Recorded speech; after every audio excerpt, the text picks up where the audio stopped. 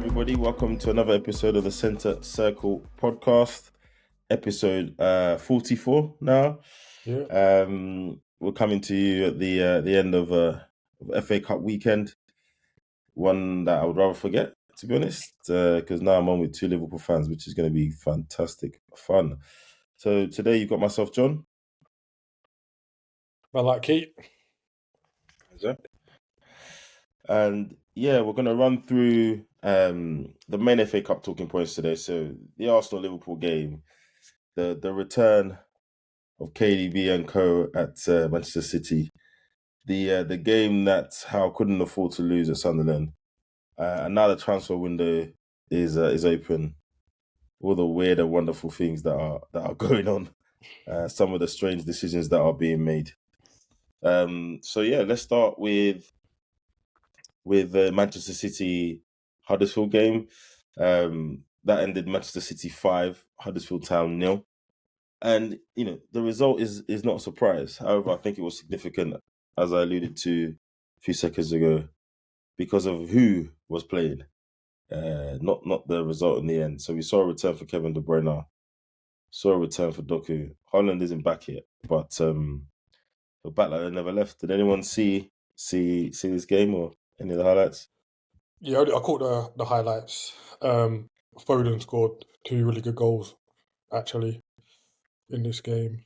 That near post one, though, keeper. Yeah. I know it was hit with venom, but Yeah, like I say, it was just routine for Man City.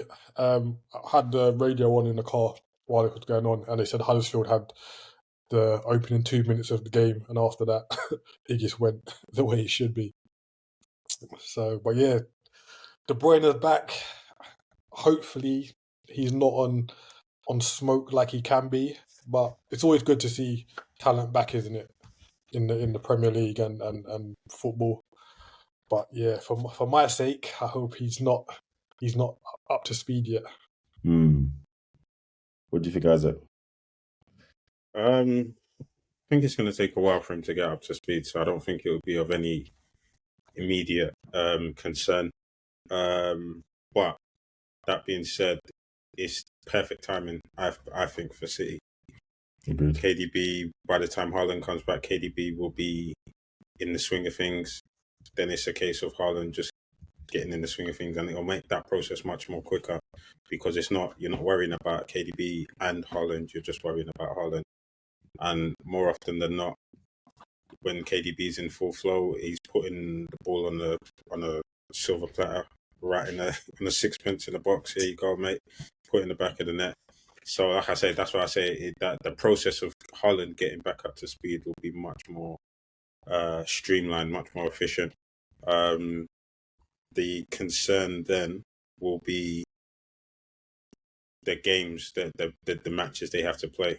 Obviously, they're still in the Champions League, the FA Cup. They're out of the Carling Cup, right? If memory serves me correct. Yep. So I think do you know what? They're what, 4 points off of us at the top. Yep. Yeah. The Club World Cup didn't. Isaac, the way you said like you're just lamenting, like Yeah, it's just to make you feel better. It's 5 points instead of 4 to make you feel a little bit better. Okay, well, I mean, the Club World Cup didn't knock them, didn't do too much, did it? On that point, I think it's more around like Liverpool, Arsenal, and even Aston Villa not taking advantage of Man City being away. Like while City was away, Liverpool dropped points against Arsenal and Man United. So we could potentially have like 4 more points on them, innit? Like obviously shoulda, woulda, coulda, and all that. But yeah, like those teams, you would have thought with City not being around for a couple of weeks or 2 game weeks or whatever, they would have taken a bit of advantage, and they never managed to do it. Yeah. I mean, to the point you made, Isaac, it'll take us some time to get up to speed, and then the goal that Doku scores is almost quintessential KDB. Picks up the ball in the middle, drives forward, passes the ball to Oscar Bob, and we're going to talk about him in a second because he seems to be making an impression now. Goes in the overlap, and as you said, puts on the sixpence. Doku's there to volley it home through some unenthusiastic defending. I'll put it that way. Put it nicely. They tell you not to turn your back. The guy turned his back and he got nutmegged in the volley. So yeah, I think Foden seems to be in the form of his life. This seems to be the Phil Foden that everyone said you'd get if he gets the chance, and he plays every week, and he's playing more centrally. So yeah, I don't think it bodes well, man. It doesn't bode well. It doesn't bode well at all. But let's see. There's games to be played, home and away, and hopefully someone else that isn't City can give them a proper run for their money. But I did say before, I think we talked about it before, anything less than 6 points, and City are still very much in it. Still very, very much in it. Yeah. So yeah. Who do you think falls out when Haaland's fit? Do you think it's Alvarez just straight away? Yeah, it's got to be. If you just think about the structure of how they're playing, Foden can't be dropped out now, right? KDB slots back in. Yeah, it's got to be Alvarez, unfortunately, I think. Unless he shifts him out wide, which is not really his bag. Not really his bag at all. Oscar Bob. So, we've had Rico Lewis come through, do his thing, get England call up. He did a post at the end of last year with his 5 medals. And he's 19 or 20 or something crazy. Do you guys? I've seen a little bit of him. I'm not gonna lie. I'm not one of these rising baller aficionados, so I've not seen him through the ranks. But what I've seen him in the first team, he just looks composed, basically. His assist for Foden the other day, his part in the goal today. Normally these managers get accused of not bringing in youth, but that would be the second one in 2 years now that's coming in and contributing. Yeah, he's really good, and I think it's kind of telling that like a month or so after he made his Prem debut, he was called up to the Norway squad and made his debut for Norway. And we know that I hate when they do that, though. I hate when they do that. No, but he's like fully Norwegian, in it. Like I don't think there's any kind of No, I don't mean that. I mean, he was good enough the week before he got played for the first team for City. So him making his first start doesn't make him any better or not. I don't understand if he had a run of 5-10 games and he scored goals, etc. But literally, to your point, he's Man City first team now. We better call him up. So like, come on, guys. You knew how good or not he was before that. Yeah, I think he's got dual nationalities. I think he could have played for Gambia. So it might have been one where they just give him that quick call up. But you know what I mean, though. Like was it Martial? He signed for Man United. Next call up there, bag. Yeah, I didn't even done anything. Riding off the rep, innit? But yeah, he was trusted to play some key games for Norway. Like I know they had Haaland injuries, etc. Yeah. But you can play well for Man City, getting the first team at a young age doesn't necessarily mean you're going to make it. And in truth, we've only really seen Foden kind of stick it out. Like there's been no one else, correct me if I'm wrong, who's kind of come through and forced their way in. Like I know Foden had to kind of bide his time for like 2 years essentially. Maybe longer. Yeah. And it paid off for him, innit? Like, but that's a good conversation. Again, I don't think what's making it. Pardon? That's a good conversation. What's making it though? What's like? You said make it. Oh, okay, fine. Oh, so I meant make it at City, not like most of them are going to make it as ballers somewhere. I meant make it at City in terms of being able to come through that Pep system as a youth player and get the trust from him to be able to play week in, week out like you see Foden doing. There's not many of those Man City guys have come through, so let's see. Yeah, true. Azza, what do you think? I've got a view, but go. What do you think? It's tough. I mean, City. I mean, we kind of touched on this last week, right? Keith. It's tough because you've got to be a certain level of player to come through in a Pep team, right? You've got to, and he's not just going to throw you in unless, I mean, you go back to, just kind of up on the tangent, you go back to Barcelona. He had the players that he trusted from the Barcelona B team because he coached them, so they came straight in. But since then, he's very rarely kind of bled young players into the teams, right? He's very much I have a system, I need you to come in ready to play now. So he entrusts ready-made players, so to speak. So for the players at City, like Rico Lewis, like Phil Foden, like Oscar Bob, like Cole Palmer, the fact that he's kept them around for quite a while and bled them in, and then now they're starting to come through. I think it speaks volumes of them as players, and I think I'm looking forward to seeing what Oscar Bob can do, given more regular time, right? Yeah. Because we've seen, like I said, we've seen Phil Foden, we've seen Rico Lewis, we've seen Cole Palmer, and we're seeing what Cole Palmer can do now. And to an extent, Jadon Sancho.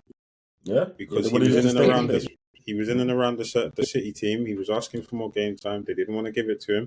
He left, and he proved that he's capable. So yeah, I'm interested to see if Oscar Bob will be another one off the conveyor line of talent. Yeah, no, agreed. And I think just to the point, I think making it for me is, there's no shame to not making it at City. Like, do you know what I'm saying? No, not at all. No, not at all. But what I'm intrigued at is when you make it, even if you get a few games and a few prem appearances as well. Cup, don't get me wrong, I'm not diminishing the cup games. But when you make prem appearances or you make prem starts, is it okay? If you do need to leave City, what level are you leaving for? Are you going to somewhere that eventually you're going to be kind of swimming in the same pool? So, Cole Palmer's gone to Chelsea. They're not doing well now, but Chelsea's ambitions are to be title challengers. They are to be perennial Champions League teams. Or actually, you dropping a level below, which is typically what we see. And I think the second point is, whenever a new manager comes in, we kind of saw the same with Wenger, we saw the same with Klopp. The youth players that are already there, very few are to their standard or their liking. So you have to go through a whole cycle, right? Yeah. So normally it takes 2 or 3 years before you start seeing that, if it's a proper project, again, Pep, Klopp, Wenger, Tal, if it's a proper project, then you start seeing the youth players that are or play the football their way, they wanted to see it played, etc. Maybe the guys that were 12, 13, 14 when they arrived, gone through the system, and then now, okay, yeah, you are good enough. You play in the style of kind of the culture and the style I've implemented in the club. So I think that's why, to your point, Keith, we saw Foden early because he was just exceptional. And then however many years later, we started to see people pop up here and there, Cole Palmer, etc., etc. So yeah. And it would be good if they're sprinkled in over the years and don't have to leave like Cole Palmer did. And just quickly as well, making it very much subjective, right? I mean, I remember having a conversation with a friend of mine, and he got signed to a professional team. They're now in the Prem, but at the time they were League Two. And I was, oh, you made it. And he was like, no, I ain't made it yet. Whereas some people will think getting signed at a Prem team and not making any appearances, they'll still tell you they've made it. Yeah. Do you understand what I'm saying? So I think it's all subjective, but I think the general consensus, I believe, is that making it is when you become a regular in the first team, right? Of whatever team you're at. You've made it to a certain level, which most would consider a successful professional football. Yeah, no, agreed. Good. Okay, cool. Well, let's move on. Arsenal, Liverpool. Zoop. There you go. Today's game finished Arsenal 0, Liverpool. I don't even know where to start with this game. Well, actually, a very easy place to start. Another wasteful performance from Arsenal. I think they started well. Liverpool had a couple of moments, but I would say the first half an hour or so, I think Arsenal had the better of that game. Very, very wasteful in front of goal. Luis Nelson had a chance very early on with the baby Edison type pass from Ramsdale, route 1. Some people say it's route 1, but depending who you are and what team you are, it's a good ball, So yeah, as we kind of just went through the game, it just looked like it was just going to be another wasteful Arsenal performance. So good performance in the end. The pressing was good as well. But I was watching it with my friend and I said to him, they can't do this for 90 minutes. So if you don't take your chances now, I know exactly what's going to happen. Klopp's going to change something. Arteta's going to wait too long to change what he needs to change, and it's going to be problems. And look what happened. Isaac, I just want to get the pain out of the way. So I'm going to go to you first. I'll be real with you. I don't have nothing of. I don't have no gloating to do. I don't have no banter. I've got rid of that. I got it all out of my system, to be honest. I don't know what's worse. I don't know if we're I not worth knew- the banter. I knew this was going to happen. To be honest, I knew we was going to win. Reason being that I believe Arsenal, and again I said this in the last episode, so please listen to this episode. Go back, make sure you go back and listen to our other episodes. You'll hear me wax Liverpool about the same things. Arsenal are in a bit of a slump right now. Yeah. You can see it in their performances, and this lack of a striker or a clinical striker, shall we say, because you have strikers. Lack of a clinical striker is going to cost you very dearly. Like your end of season slump is pulling up a lot quicker than we're used to seeing, right? You know, last time it was, I would say in February they usually start to capitulate. It looks like you've already started, and if something's not done about it very quickly, you can kiss the title and any other silverware goodbye. To be honest, Listen, I think I don't want to be knee jerk. Let's see a couple more Prem results, but I think we're on the brink of saying, you know, the title is I won't say out of reach, but you know when fans start saying mathematically possible, we'll be there soon. We'll be there soon, right? And I'm sure City have a game in hand as well. So we said they're only 5 points behind. I'm sure they've got a game in hand because of the Club World Cup as well, right? So yeah, no, the problem with it is, for me, a slump is sort of out of form, etc. I think this is a little bit more than that. I think things just aren't working. I think it's worse than a slump, I'm not going to lie. I just think things aren't working. We're a bit predictable. All the stuff everyone's probably heard across the last couple of weeks.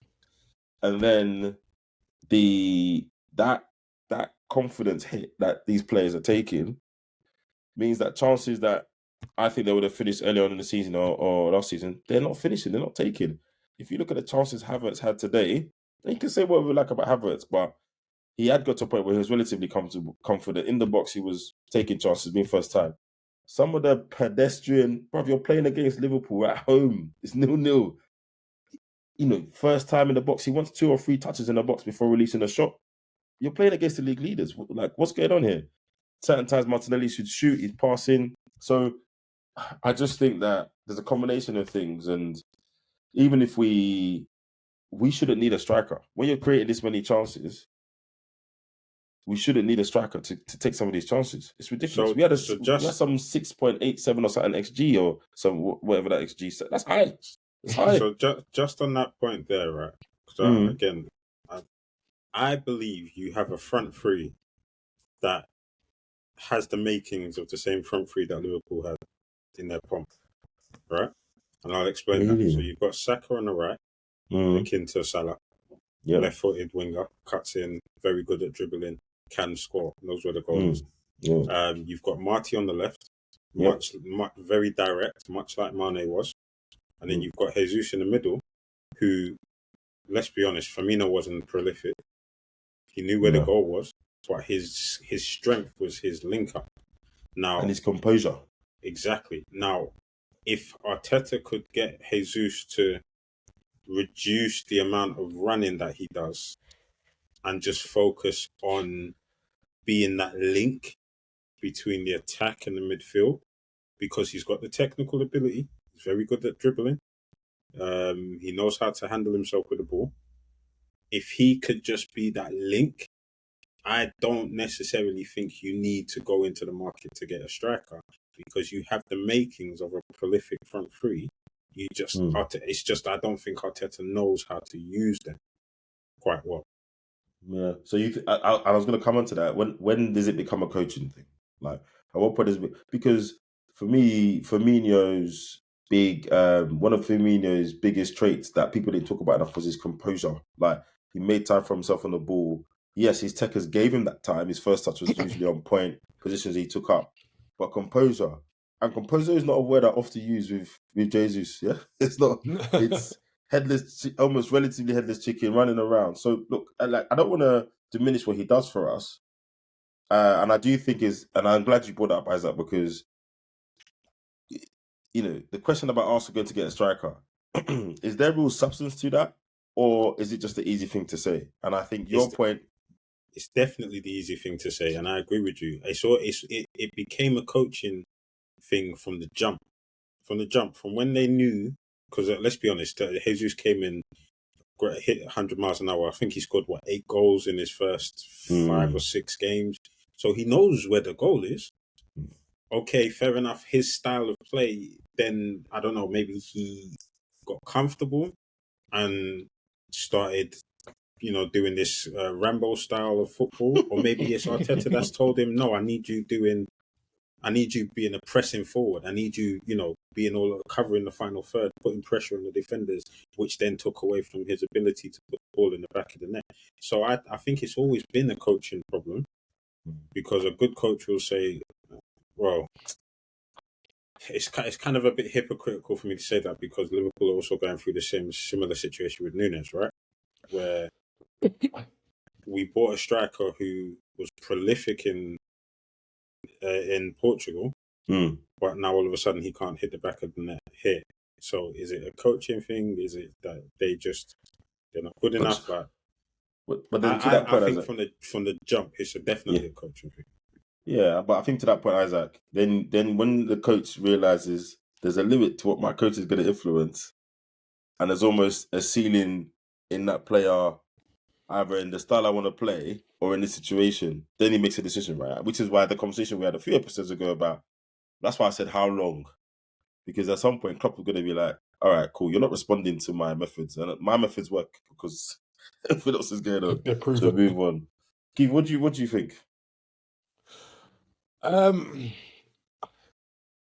It's weird because in another game, like Arsenal were 3-4 up at half time in it.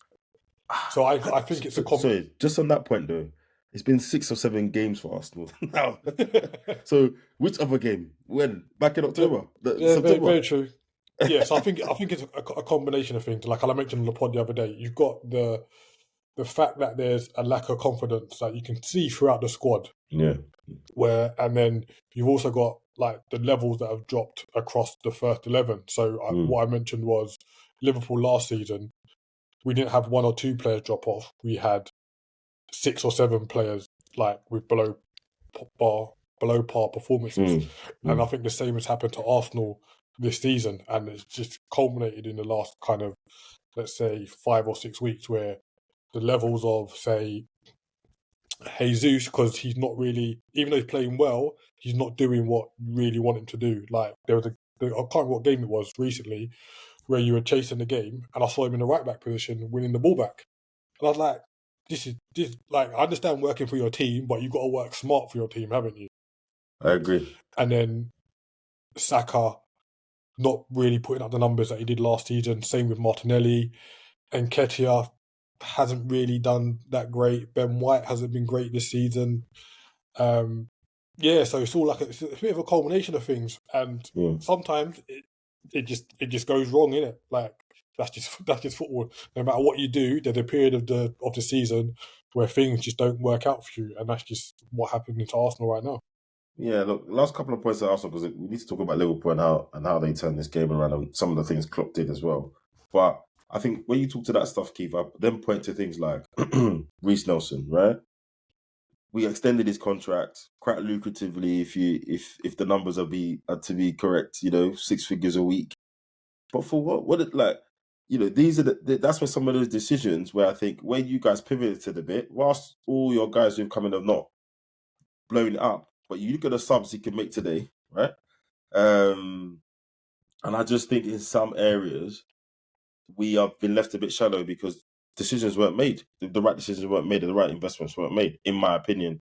And then game management. I'll tell you, like, you're bringing on Nketiah 81 minutes into the game. Yeah, to you do wait till what? you go behind, didn't it? Yeah, wait till we go behind. When we were on a wave and we weren't quite finishing those chances, and you think he's a finisher, then bring him on or bring on Trossard, etc. And it's not the first time I've talked about his game management. Whereas you compare that to, kind of switching to to Liverpool now, he would have seen what was going on in the first half, and you guys come out and it's different. You know, Newsland switches sides. He makes subs that allow Trent to now move into different positions and start becoming a problem. You just see the tweaks, and he's not waiting until 65, 75, 80 minutes to do that. Do you know what I mean? It's like make it happen. But the problem the problem with that, sorry, Kate, just quickly, is Liverpool were under the cosh. So he's gonna. I would expect him to make changes. I would not expect Arteta to make changes, just because Arsenal were on the front foot. The press was good. We were limited. We were making mistakes. Núñez was ineffective. So I expected Arsenal to come out. The halftime team talk would have been keep at it, a little bit more intensity. Don't worry about the miss chances. Keep making them. One of them will fall in. We've come out. Liverpool. He's probably expected a change, but I don't think he expected what happened. And we just flipped the game on its head. And I wouldn't be too harsh on Arteta in that instance, because I would assume any manager under those circumstances to send the team out as they were. No, sorry. So what I mean was later on when the press and everything was working, but that bit after the press, the final third wasn't working, was 60, 65 minutes in, everybody's screaming, you know, get Martinelli on, get Nketiah on. I mean, I won't lie, I wasn't screaming get Nketiah on. But if you think about finishers, you got Martinelli, you got Nketiah, you got Joshua on the bench who can finish when... Get them on, because clearly the press and so is working, but that's not going to work for 90 minutes. Liverpool are not going to lie down and get a beating. And quite frankly, recent history tells us when it comes down to the quality, you guys are going to finish. And look what happened. Yeah, and I think as well, you look at the fixtures coming up. After today, Arsenal have got a clear 2 weeks before they play again. So the case of, well, why didn't Arteta go for it a little bit earlier and being like, right, I've got players on the bench who can impact this. Him and Klopp really didn't want to replay. I think you kind of saw that with the two subs that Klopp put on. Like, I can put the kids on. If Arsenal nick this, fair enough, kind of thing. Like, we don't want an extra because we play midweek and then we get a break. Where Arsenal have had I've got a 2 week run. And I just don't think Arteta was kind of forthright enough and attacking enough to say, like, we're dominating this game. Why don't we go and get, and like you say, the more it kind of went with Arsenal missing chances, confidence dropping, you could just see Liverpool growing into the game. I think before we scored, we had a break where Núñez kind of passed it over to Diaz and it just went behind him. And then, to be fair, when Jota came on, I was like, Jota's going to do something. Like, Jota's in form, etc. Like, playing against Arsenal. He loves Arsenal, mate. Yeah, but yeah, the changes that Klopp made were great. Like the small tweak at half time, switching Núñez out to the left, so he had a run at Ben White, which worked. And then Jota coming on through the middle with I think half an hour to go or something like that.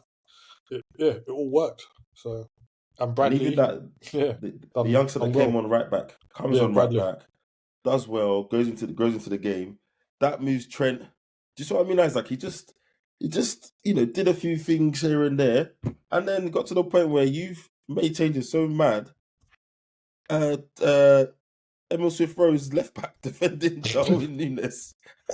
Like what we did. I think the changes definitely caught Arteta off guard, and he was very reactionary instead of trying to be forward thinking and think, okay, let's do a game of strategy here. Right, okay, you've done that, I'm going to do this. It was very much, I need to now, we're now on the back foot, I need to now limit the damage, right? And I think, it was definitely a case of he's probably just thought, I believe he thought they were going to win based on the first half performance. I think he probably went in that change room thinking, we've got this. It's just a matter of time. And then Klopp we didn't have Van Dijk. Agent Chaos. No Salah. Mate, no Van Dijk, no Salah. No recognised left back. Jota's on the bench. And I think Gakpo didn't have his best game, etc. But Gravenberch comes on, I think he has an impact. Yeah. And even though, again, it's a bit contradictory, but Arsenal played well to create those chances and put a team like you under pressure. It's the finishing that's frustrating. There were individual people that Saliba played very, very well. Yeah. Konate, again, like he doesn't get a lot of fanfare, not a lot of love, but he's been consistent, man. Konate's been very consistent. I think Quansah had a decent game as well. Declan Rice again running around, basically having to do a couple of people's jobs. Jorginho was just there to do experience fouls and and a couple of bits here and there. I think Kivior's kind of proved that he hasn't really found his feet yet. And Ramsdale for the goal, I'll be honest, I don't know what he was doing. Like he just come out, cracked an Arsenal player. And I think the difference in the two is there was a corner at the end of the game, and Alisson has come out and literally flown in the middle of how many players and caught it. I said, "This is mine." So yeah, frustrating for us, but I think Liverpool were good for the win. Diaz finished at the end. Look. Ooh. Yeah, it was naughty still. Just a quick one, Jay. Arteta's got 18 months. What do you do? What do you mean he's got 18 months? Left on his contract. Bro, you know who you're talking to, innit? do you guys know? Honestly, do you guys remember when I said that I don't think you go from the dip in your club's fortunes back to the top with one or two managers? Do you remember? Yeah. I said it takes at least three. History tells us at least three. It took you guys at least three. At least, maybe even more, right? No, more. To get back to... We were dead. To get back. We were dead and buried. Manchester United are on what? Manager number 4? 5, actually. Mm-hmm. This is their 5th manager, right? Yeah, we've had Moyes, Van Gaal, Mourinho, Ole, and then now ETH. Yeah. So, bruv, you know how I am about these things, bruv. Like, he's done well. I can't dispute he's done well. He pushed Man City to the brink last season. But we shouldn't wait for the wheels to fall off or for it to look like he's reached his limit before making a decision. So I think he'll get another contract because I think the Arteta love is massive. Everyone loves him. And as things stand today now, you would give him another contract. Even I would give him another contract today. Oh, really? However, if I had to today. However, if you're saying, he's got 18 months of contract, what do you do? We're talking in June. 100% we're talking in June. And the rest of the season determines whether you get another contract, the length of that contract. Yeah, I agree. And I think that's where Edu's job really kicks in now. I think that's Edu's job really, really kicks in terms of what the next phase of our club is. How do we get closer to being a genuine title-winning team, stroke Champions League? Now, there's some people that are like, as long as Pep's here, no one else is going to do it. But that's defeatist. Then everyone might as well just go home, right? And we know that's not the case, innit? Because we've seen Pep be pushed several times, so yeah, but no one's done it apart from you guys once. So like, there's that attitude, but our clubs can't have that attitude, right? So me personally, they should wait until the end of the season, see whether he progresses, and then do something about it. But I think Arteta's getting a new contract regardless, unless we finish 8th. If we finish top 4, Arteta gets another contract. Bang on. Yeah, which would make sense because Champions League doesn't make sense to me, but yeah, doesn't make sense to me. But if you qualify the Champions League, we're in. But yeah, Liverpool march on.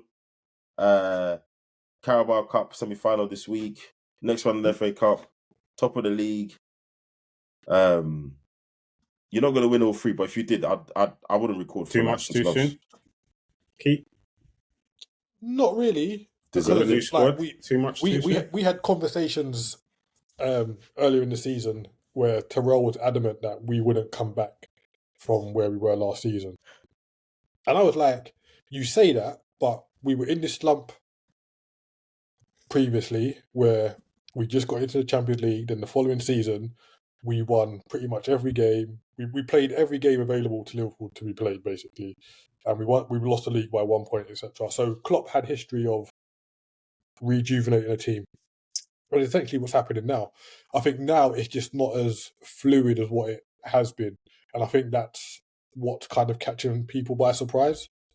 But over the last couple of games, I've kind of seen the intensity slowly creeping back in, where we're kind of hitting teams on the counter, where we're moving the ball a little bit quicker. Endo's finding his feet.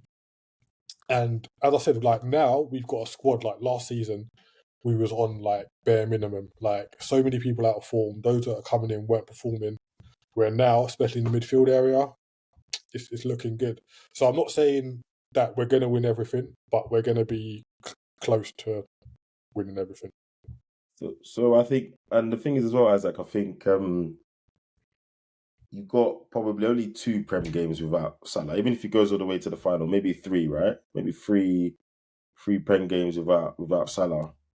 I think you're kind of in the position now where Man City have to everyone has to catch you, but the people you actually have to worry about are Man City. Actually, you're playing Man City 9th of March at Anfield, right? And I think by then it becomes a bit of a directional game for the league. But I think you guys have put yourself in pole position. I think if everything else falls away, I think this season, Europa League, you have to be one of the favourites for the Europa League, right? Yeah, we are at the minute. Yeah, you have to be one of the favourites for Europa League. And I won't say the league is yours to lose because it's January the 7th. But if you can carry on playing like this and maintain games without your main talisman, then when he comes back, what's going to happen? Yeah, So I think it's just the if form. we're top of the league when Salah comes back, then you got to kind of be confident. But Yeah, you never know. let's monitor City. I think it's that you're kind of in the same situation as Arsenal in last season, but you're more experienced and sit a little bit further back earlier in the season than they were for us. Do you know what I mean? So yeah, it's an interesting one. It's an interesting one. Yeah, I'm just annoyed that Newcastle have kind of fallen off because they've got Man City next at St James's Park, where I think maybe 2 months ago you would have been like, yeah, Newcastle might nick a point out of that game, where now you just kind of think City will go there and roll them over. I don't think that's changed, to be honest.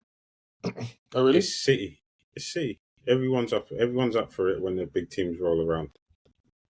You can't discount the fact that that's City rolling up. I get what you're saying in terms of Newcastle's form, but it's like the Chelsea effect of doing poor against the smaller teams, but they're always doing good against the bigger team. So, I'm of the same mindset. City will most probably win, but I wouldn't put past Newcastle turning up for this game and making it difficult. Fingers crossed, eh? Yeah, let's see. And then, Newcastle, Sunderland. I've put in my notes here, relief for Howe. They got Sunderland 0, Newcastle 3. I mean, in my mind, there was never any danger that we were going to lose this game. But with derbies, all the form goes out the window, all the different league positions and stuff. And it's the pressure has been building up in Newcastle. Do we think he was in any real danger, job-wise? Can't be, surely. Nah, not yet. He'll be there until the end of the season, regardless. Like he's got enough credit. Then there might be a conversation. But yeah, he's definitely got enough credit in the bank. And if we're being honest, I don't think Sunderland. I don't think anyone really thought Sunderland were going to pose a threat, regardless of the derby setting. Yeah. I don't think anyone really thought that. I think the bigger question was, were the lights too bright for Joe? Yeah. Yeah, he didn't have a good game, to be fair. But then again, not many of the Sunderland players did. The defender who gave away a penalty and scored no goal actually had a good game. But outside of him, I don't think many of the Sunderland players kind of stood up to the challenge. And I think for a lot of them it was their. Sorry, I was going to say I think for a lot of them it was their first Tyne derby, right? And that derby is like even without the previous results for Newcastle, it's always pressure for the Newcastle manager, right? Yeah, always pressure. Newcastle manager should not be losing to Sunderland, etc., etc. It's always pressure. So maybe that was what some of the Sunderland players suffered. Sorry, Isaac, go on. I was just going to say, what do you think of the scrutiny of Job in terms of who he is? Is it fair? Is it? No, it's not. But it's just it's naturally going to come in it, and especially the way his brother has talked him up as well by saying he's better than me. It's just like, has he said that? Yeah, he has. Of course, he's going to. Like it might have been a throwaway comment, but when they just he's like, he's better, he's better than me, kind of thing. You know what I mean? Ooh. So. But I think he also set his own thing, didn't he, Isaac? Because he got a young debut. He got a young 16-ish debut in the Birmingham team as well. So he's what, 17 now? 18? First team regular. Yeah. I think he set his own standard. Obviously, being a Bellingham, being Jude's brother hasn't helped, but I think he's added to it. But actually, coming through at Birmingham and then getting a move, getting a team to and playing regularly. And I think he's already scored 7 or 8 goals this season or something like that. To be fair, his performances this season have been really good. Like, he's not a flash in the pan, and we know the Championship is not an easy league. You can get lost in there quite easily, innit?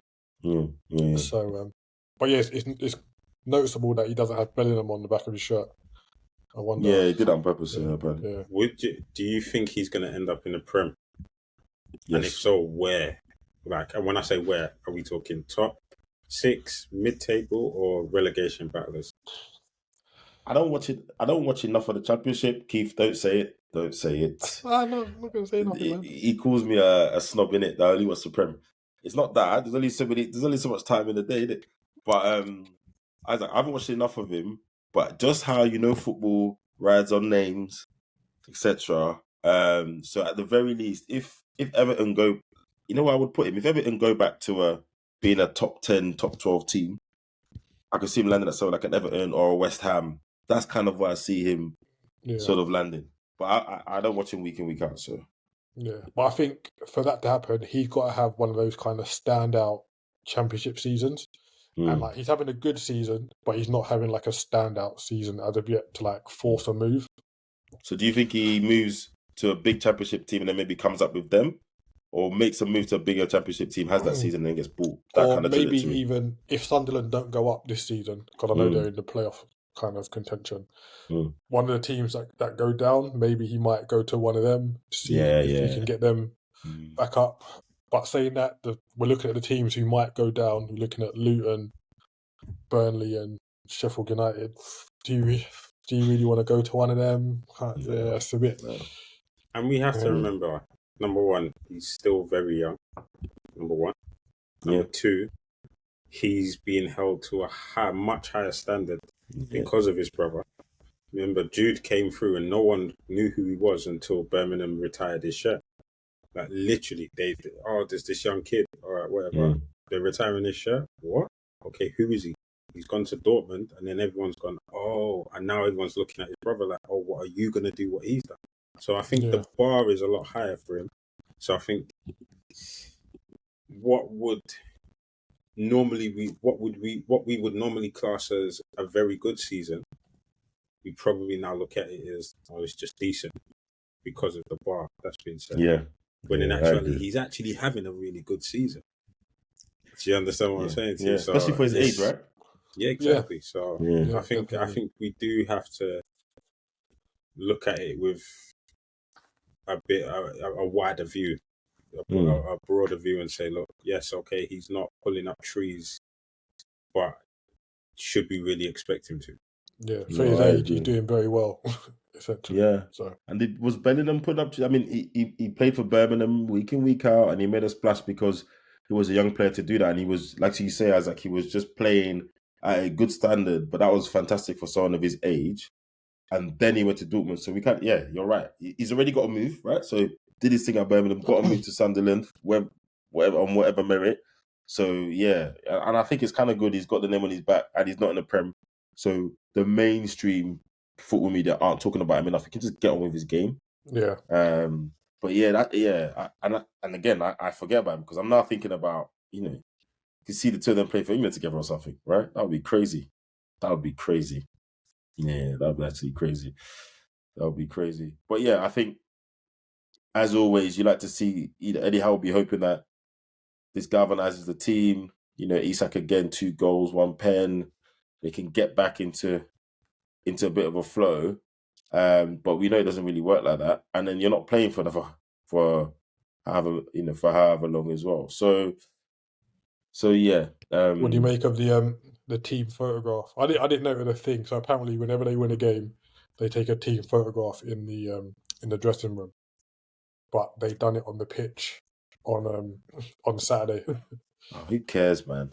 These celebration police, bro. Who cares? Yeah, I don't care. Listen, I don't know what it's like to live in that tower, yeah, and be under that kind of pressure where you're losing games, bro. Like, players always talk about it. Newcastle's basically a one-team town, bit of a golf. Mm. So yeah, if they're feeling relieved because they beat their biggest rivals, we can't have it both ways, right? We'll have Alan Shearer and all these people talking up the game and how important where Tyne Something Derby is and happens all off that the back stuff, of blah it. blah blah. So when they win it after being on a rubbish run, and they kind of do, the pressure lifts a bit extra, then the celebration police want to go onto them. Bro, let them take the picture, man. I don't care about that stuff. Fair enough. Just what I'd ask. Yeah, I don't care about that stuff. I care when it's my team, though. When Arsenal did them just room pictures. Well, You didn't know last season, weren't you? Yeah, remember I was on them. Well, again, after I calmed down, I'm like, it doesn't matter. Just win the next game, innit? Then the picture doesn't look so stupid. So yeah. All right, cool. And like I said, it's crazy season now. The transfer window is open. You turn on the TV, 7:30 a.m. Man are talking transfers. So the circus that is the transfer window is open, and we're getting some interesting talking points. Look, the Toney thing has rumbled on, right? And now the window's open. They released his footage of his hat trick from a behind closed doors game against I think it's Sunderland on the 23s or someone. Yeah, scored a hat trick, a header, I think a pen, and another slotted goal. I mean, I don't know what anyone else expected. So I know he's been out for a few months, but to your point, I think you said a few episodes ago, he's been traded, he's been playing under 23s. Like, he's going to come back for a bit. The club have come out and said he's not going anywhere. We know that happens sometimes. But realistically, do you think anyone is slapping down the money that they need? I don't see anyone talking up 80 million for that guy in the next 3 weeks, man. What do you guys think? Nah, not happening. I don't see anyone that's in a situation that's desperate enough, right? I don't see anyone Brentford that's... need him, because like we said on the last episode, they've lost Wissa, they've lost Nguemo. Yeah. You can't replace the goals that he could potentially bring with you in this kind of 5 to 6 month period before the season ends. And again, like we said, it might be a bit risky, like stumping up 80 million now for a striker. Again, how many goals do you want before the end of the season for that 80 million? And then, yeah, it's a bit... And if you're him as well, Euros in the horizon, actually, let me stay at Brentford. Let me give the output. They've stuck by me. Yeah, you know you're going to pay. Now they're striking up so limited. Let me come back and hit the ground running and do that for them. So yeah, I'm very intrigued to see how he does when he comes back. And also, I think how the rest of the season shapes out also determines who wants to make that investment, put their hand in their pocket. If Arsenal's front three and Odegaard start freely scoring again, all of a sudden that narrative disappears. Arteta doesn't need a striker, doesn't need a 30-goal a season man. If Jackson keeps going the way he's going, there might be clamour for Chelsea to go that way. I think West Ham could do with him. I'll be honest. I think West Ham could do with him. I think that'd be a really good signing. Really, really good signing. And if David Moyes has come out in the last 24 to 40 hours and said he wants to take West Ham to the Champions League, that's the kind of investment I think you make that pushes you up the league. What's funny is Moyes, they're not renewing his contract, are they? Bergwijn. Well, apparently they haven't started. No, they what's his name? Is it David Gold? Who's the owner? Has he passed away? No, the other one, Sullivan. It's Sullivan. Sullivan. Okay, he was on TalkSport saying they're not renewing it. It was ages ago.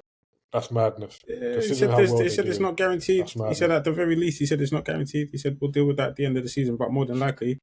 Oh yeah, fair, yeah, good. And if I was him, I would say that. Yeah. If I was him, I would say that. Likely, it's not guaranteed. Yeah. There was a pitch side interview with Moyes when they beat Arsenal, and he said, "Look, I'm not worried about it. We'll talk. I do want to sign, and I think when we start talking about it, it'll be good." And I was thinking, I don't know, mate. I don't know if it's that certain, but he's doing well. In the European League, they're doing okay. But I think if some of the other clubs we talk about coming for Toney, they won't win it. But yeah, Toney to West Ham, I don't think that's a bad step up. I think that's a very good. And they've got European football, so I think that's that's a very good step. But apparently Bergwijn's going to come in on loan. I think they're looking at West Ham. To West Ham. Yeah. Ooh. Yeah. So why does he keep going for wingers? So he's got Kudus, He's got Bowen, but is he playing Bowen more up front? So both have been playing the false nine of late. And Bergwijn can play up front as well. So he can operate out wide, he can play up top. So. And it's a different, I think he's realised the style, the bruiser style of forward's not working, right? So he's going for more fluid forward options. Yeah, dynamic. You know, so... Yeah. And it works for them. You need someone that can work with Paqueta. You need someone that can move, because we've seen what Bowen and Paqueta have done. So, and Kudus and Paqueta. So it'd be good to see what. West Ham have got some good players, man. Yeah, they have. And he probably competes with Ben Rama, right, for that slot. Ben Bergwijn on the right, on the left, isn't it? Yeah, that makes sense. Okay, let's see if my prediction comes through. I called it last summer. People were trying to get onto me in the group, Oscar. But anyway, Timo Werner to Spurs. I did not see that coming. I don't think anyone did. I don't think anyone's seen any of these Spurs moves coming. Both of them are just like, yeah. Do you know what's funny though? People are like, oh, he'll do well under Ange. I'm like, based on what? Because of they're free flowing. I agree. I do think he'll do well. I'm one of those people. Ange plays his style of football. The front three are all very fluid. They're all mobile. They move. It's a lot of running. It just depends on whether he can connect with Son and Madders and Richie. But he was a bit like on the Nunes thing where, not the approach play, but he was playing in teams where he was getting chances. It was his finishing that had left him. So that's my thing of, he'll do well under Ange. But Ange's football doesn't elevate your finishing. It puts you in the right positions. But he was getting his chances at Chelsea and he was missing them. He hasn't set the world alight back at RB. I mean, he scored more than he did at Chelsea, to be fair to him. But he hasn't set the world alight. So this must be a case of some data analysis, some the eye test, and they're saying we're not taking a punt, but we feel like we can take his game to the next level. I do feel that part of that unsuccessful stint at RB is him not. It's a case of not just walking back into the team. You left, we reinvested, we built a new team, bringing you back in. Yeah, we brought you back, but you got to remember. You're not just walking back. I think it's a case of, look, we've got a new team now. Because if you look at this RB team, they're moving. Javi Simmons come in, Dani Olmo's firing. Like, they're moving. Look what they did to Bayern. Yeah, they spent that Spurs money, didn't they? So I just think it was a case of, look, thanks for coming back. But it's a new era. So do you see him playing CF whilst Son's at Asia Cup, or coming off the left? Because apparently coming off the left is what he prefers. But do you know what? All right, with Richarlison there, he's much. I look at Werner much like I look at Darwin Núñez. Up top, they don't, through the middle up top, they don't seem to have the best luck. But you give them space to run into, they're and be direct. They're a problem. So I think okay. In the instance where they don't have Son and Richie isn't firing, they might try. But more than likely, I think he'll be out wide. But when Son returns, we all know Son's out wide left wing. That's his position. So you're either going to have to hold the bench, or you're going to have to fight for the central position of the wide right. So. Well, but even then, when Maddison comes back, Son's going to go back to CF, no? That's because that's what they were doing before. Son was playing central. Maddison wasn't playing left, but he was occupying that space in the play. So Son was doing a lot more of the central work. But so do you think when Maddison comes back, do you think that's because he wants to play there, or because they just didn't have the firepower up top? So let me put someone there that's trusted. Until we sort it out, and then we'll get him back out wide. So you think if Richie was consistent, then he's the number 9. He's the most 9. He's not a 9, but he was the most 9. Yeah. And then Son takes it. Okay, you're fair. Yeah. Could you see what he does for Brazil every now and again? Yeah. It's like he puts on that yellow shirt and becomes a different player. You saw at the World Cup. So different thing. Very interesting. Wait, I've got one about Saudi, but we're gonna come back to that one. We're gonna come back to that one. Eric Dier to Bayern. Thomas Tuchel, you never cease to amaze me, So mate. that's got Harry Kane's Eric, name written all over that, man. what did I say? Yep. That's word for word, bar for bar what I said. That sounds like Harry Kane was like, look, Gaffer, we need a centre back. Da da da da da. He'll be good. Give him a chance. You know when you're playing Football Manager, I need a bit of you a body. you buy a player and you say recommend the signing. Yeah, 100%. I mean, he's 29. It's not like he's over the hill. He's 29. I'm guessing we've kind of inferred why he doesn't make it in the Ange team, right? High line. He hasn't got the pace necessarily to defend that. And because on the ball he's not terrible. He's not terrible on the ball, but Ange has clearly said he's not of the required level. So I mean, talk about falling upwards. I don't know how many games he would play, but it doesn't matter, right? And I think it's supposedly meant to be a loan with right to buy. It's crazy.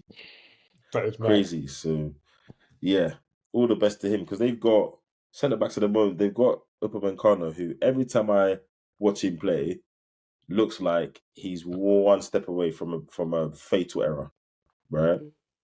They've got What's his Matthias de defender's name? Ligt. Kim? Did they buy from Napoli? Yeah, so they got Kim, they got De Ligt. So that centre back wise, they're okay. Remember, he played DM as well, though, isn't it? Exactly, he's versatile. Instead he of played DM. Yeah. Yeah, cool. Kimmich and Tuchel have issues, apparently. They've had issues. Yeah, Kimmich and Tuchel have had issues, and there's a possibility of.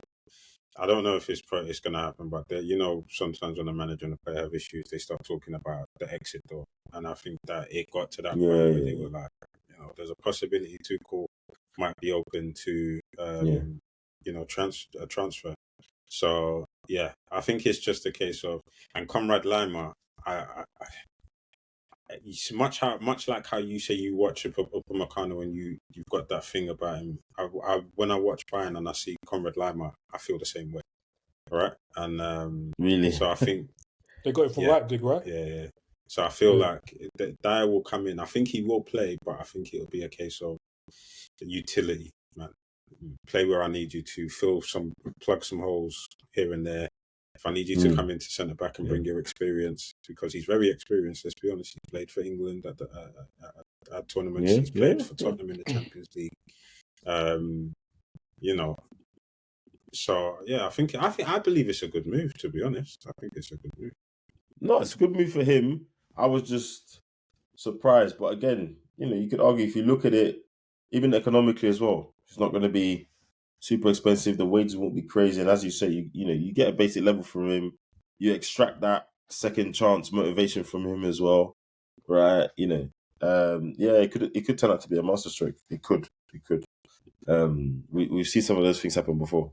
So yeah, let's see what else unfolds. And then lastly, we're hearing reports that the Saudi contingent, they all want to come home, innit?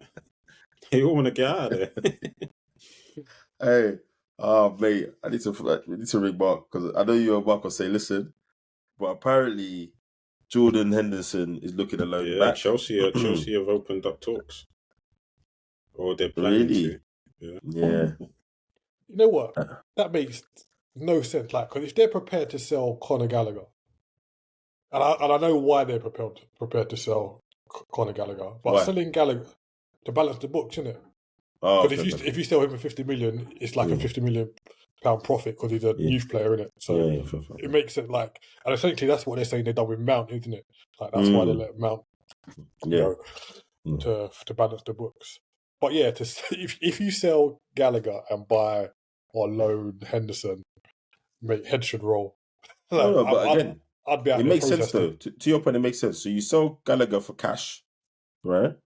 And then you do a few million loan fee. I mean, Hendo's 34. It's not going to cost you enough. The loan fee is not going to be crazy.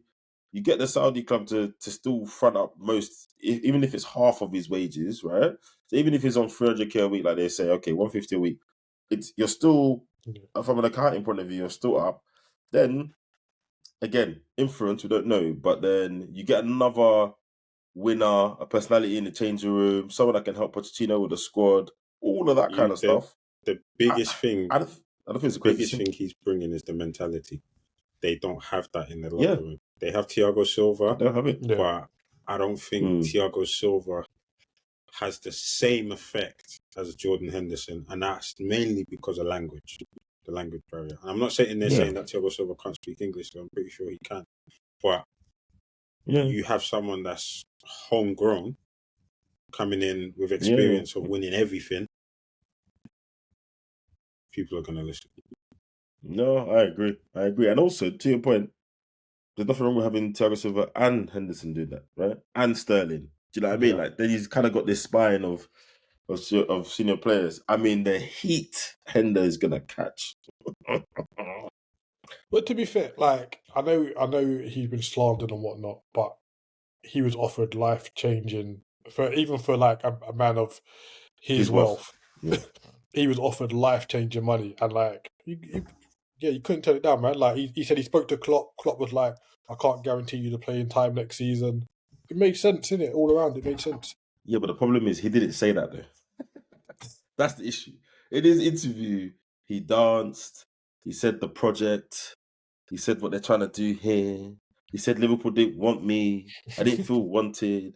Like, he said a lot of stuff, and I was like, I'm not saying you should just come out and say I came here for the money, but come on, at least say, you know, if when I looked at all the things, yes, lifestyle, climate, blah, blah, blah, but yes, the money would have been fantastic. It's like, oh, you know, some of these figures I've seen being banded about.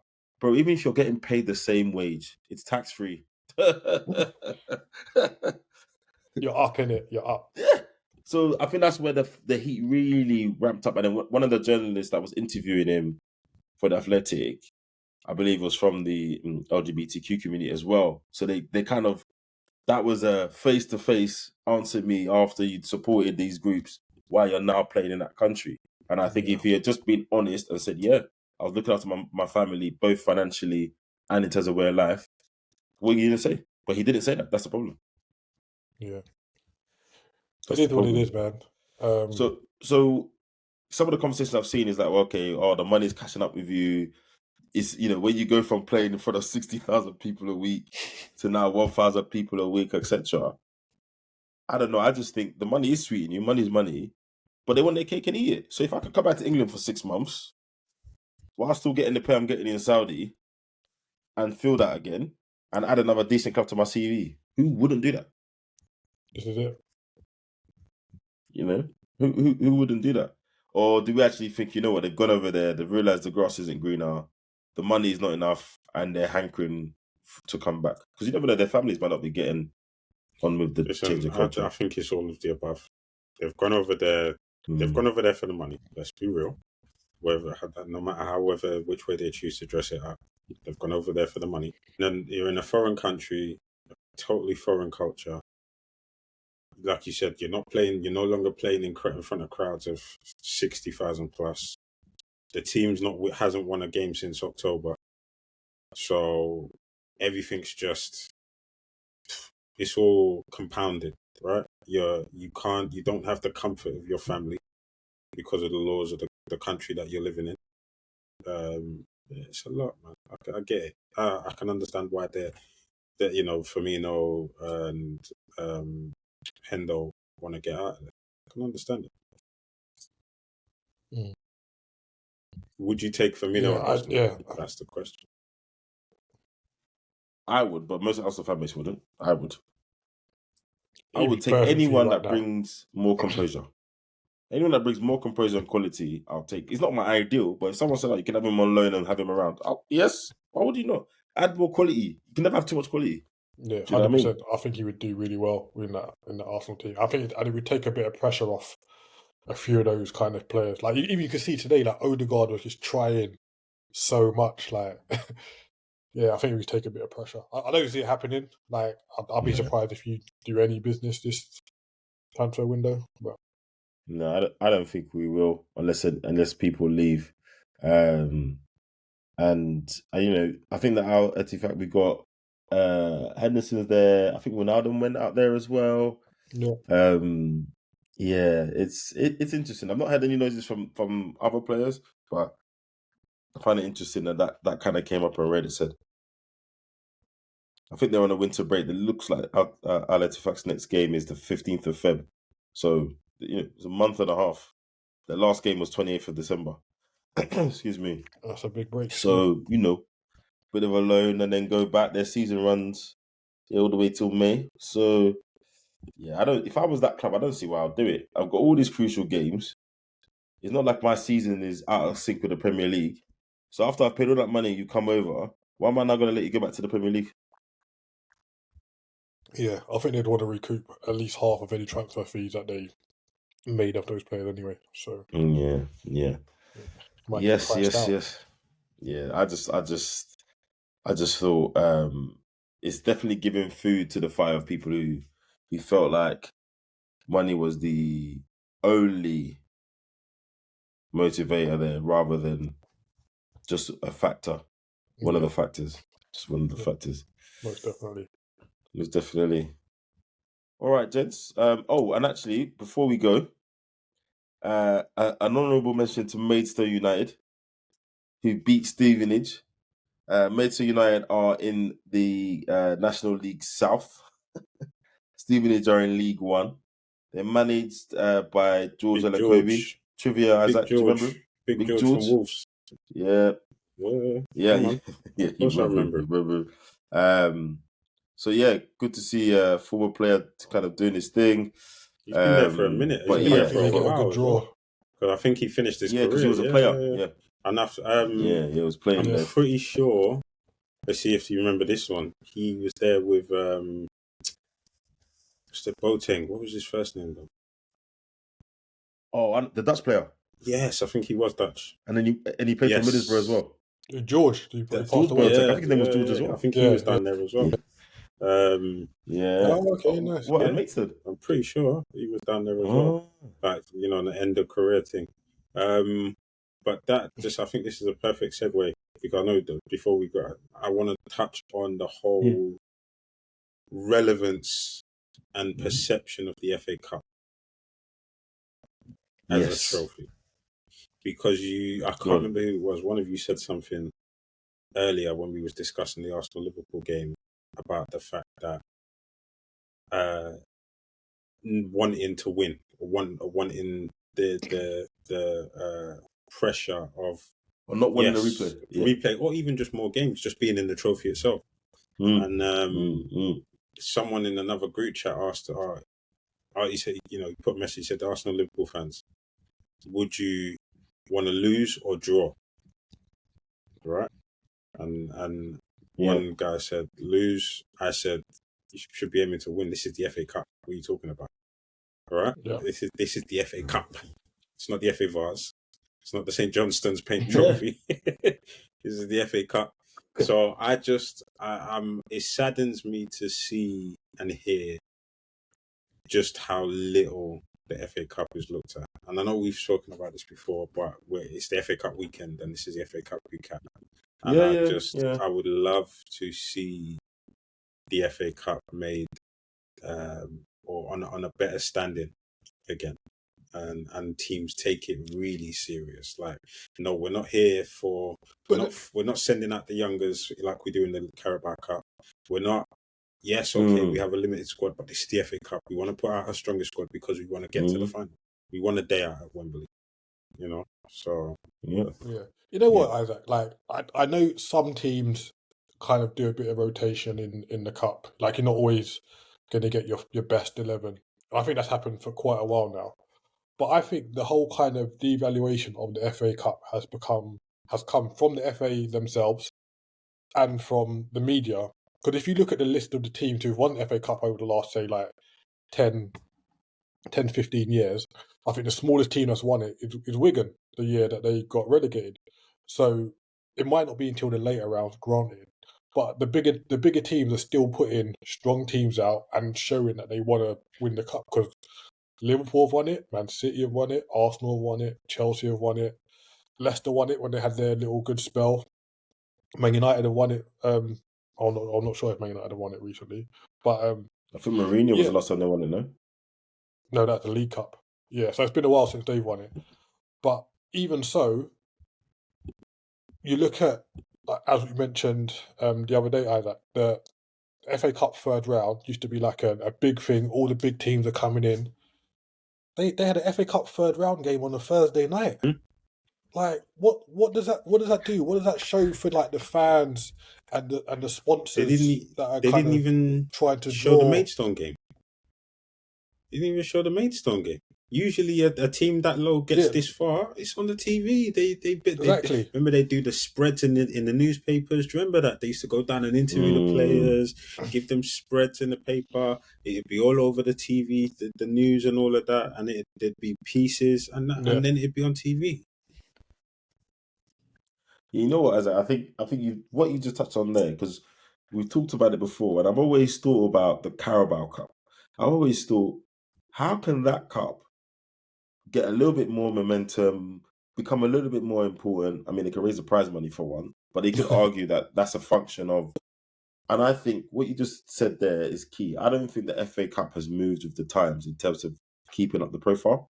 I don't think, it's got the same digital presence, the same social media presence, the same branding, all that stuff that gets poured into the Premier League. And I think it's telling because the Premier League is run by the clubs, not the FA, right?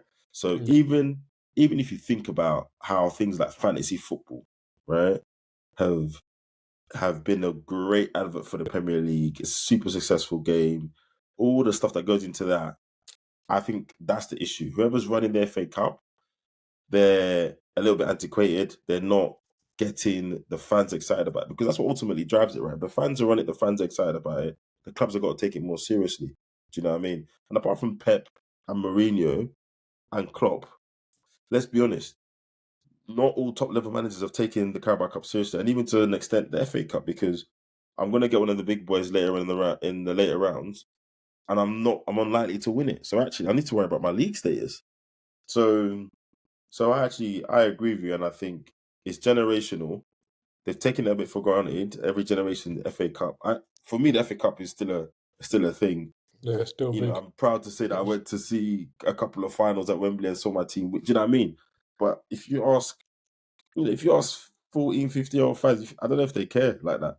But they've not been made to care, and I think that's what it is. I think the marketing and the advertising and the branding of it hasn't kept up with the times. Yeah, another point in that, like, I know the whole Wembley stadium costs went out the window, etc. So they had to move the semi-finals to Wembley. I think that plays like a major factor as well. Yeah. Like when the semi-finals were at Villa Park and Old Trafford. Yeah, they generally were. Like, you knew that going to one of those venues meant that you had, like, the next big thing would be Wembley. Like, playing the semi-final at Wembley kind of loses its value a little bit. No, but didn't they do that historically though? Because look at the Arsenal Man United game. That was at Wembley. That was a semi-final. That was at Old Wembley, no? When Ryan Giggs scored that nonsense goal. That was Villa Park. When Ryan Giggs dribbled down the left wing and then took his shot. That was Villa Park. And then a couple seasons ago, when Liverpool played Man City in the semi-final at Wembley, they have a train strike. So they got all these fans down from the northwest. Like, the FA do nothing to, like, enrich the fans and make the fans feel like they're valued in the FA Cup. And I think, it's all about money. Yeah, I was just about to say that. If you have three games at Wembley, semi-finals and the final, they're going to generate loads of money. Yeah, but to that point, Keith, though, if they market it properly and brand it properly, they'd make even more money. Like, it'd become even more of a thing. Then TV rights are worth more, and it kind of goes from there. And then you're doing things like scheduling the final on the same weekend as Premiership games. What are we doing? But remember, they done that. The product is the Premier League. That's the top of the tree, right? So, and that's where the FA are going wrong. Yeah, I agree. But that's the money. That's the money, Anna. Yeah. That's where the TV rights are. The companies are coming in to pay rights to the Premier League. They don't necessarily care about the trophies. They want the Premier League. They put all the eggs in that basket necessarily, and therefore the FA have to prioritise that. No, but I think. Don't you remember when they sold the sponsorship to the Emirates, and there was like a big hoo-ha about how can the FA Cup be sponsored by, like, a organisation? But the reason why they done that is because they get X amount of money from the Emirates, and they don't have to worry about what they do with the fans, kind of thing. They can just well, we've got money now. We don't have to that extra income you're talking about, John. They don't have to kind of push out promotions and stuff like that because they've got Emirates money. No, but to the point Isaac made, right? The Premier League, the FA, the Premier League plays by the FA's rules, but the FA don't govern the Premier League. It's a separate business. They don't really make any money from it. And we've seen what the FA can do when they focus on the brand. Because look at the England team, the content, the branding. They've got the social media influencers involved there. They're picking people off Love Island to go and do YouTube. So the FA have shown that when they value something, they can put the right brains, the right marketing, and the right stuff behind it. I just think they haven't done that well enough with the FA Cup. And to your point, Isaac, I think you're right. Right now, the product that everyone wants to buy is the Premier League, but some of that lands on the fact that over the years, the FA haven't done a good job of making the FA Cup another product, another must-buy product, another thing that must be. I'm not saying it can ever get to Premier League standard, but it can definitely get better than what it is today. And I think when we look at what they've done with the England team and just kind of Club England, that vibe they brought around it, and like I said, all the content and branding and all that kind of stuff around it, they've not done any of that with FA Cup. Well, not to the same level in my mind, if you ask me. Arsenal Liverpool today, I've not seen. If Arsenal play Liverpool, when Arsenal play Liverpool in the Premier League, it's everywhere. I know about it. They're screaming, everyone's shouting about it. Yeah. Arsenal Liverpool today, I didn't even know what channel it was on until 5 minutes before the game. That's what I'm saying. It's crazy. It's crazy. So yeah. But then you got to remember, because it's on the BBC, they don't run adverts like that. No, but the FA can run adverts for it before. But where are they going to advertise?